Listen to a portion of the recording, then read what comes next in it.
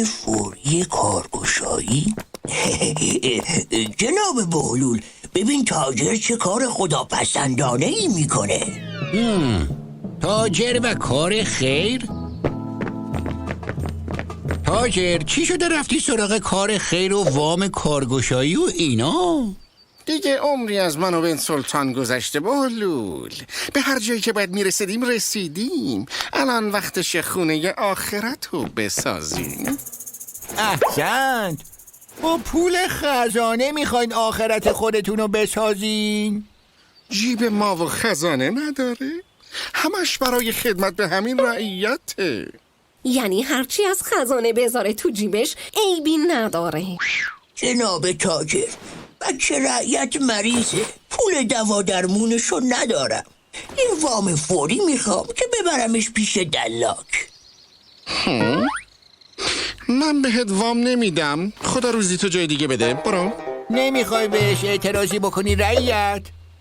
خب نمیخواد بده، زور من که بهش نمیرسه.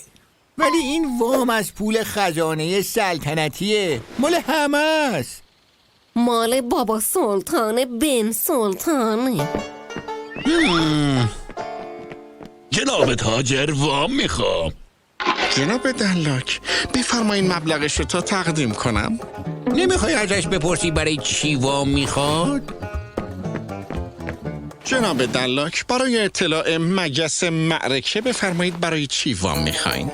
میخوام سنگ پای چینی وارد کنم به اسم ایتالیایی برفوشم. مشتری لاکچری زیاد داره. یعنی خدا راضیه برای مریضی بچه رعیت وام ندی اما برای واردات سنگ پای ایتالیایی وام بدی؟ اینجوری میخوای خونه آخرت رو بسازی؟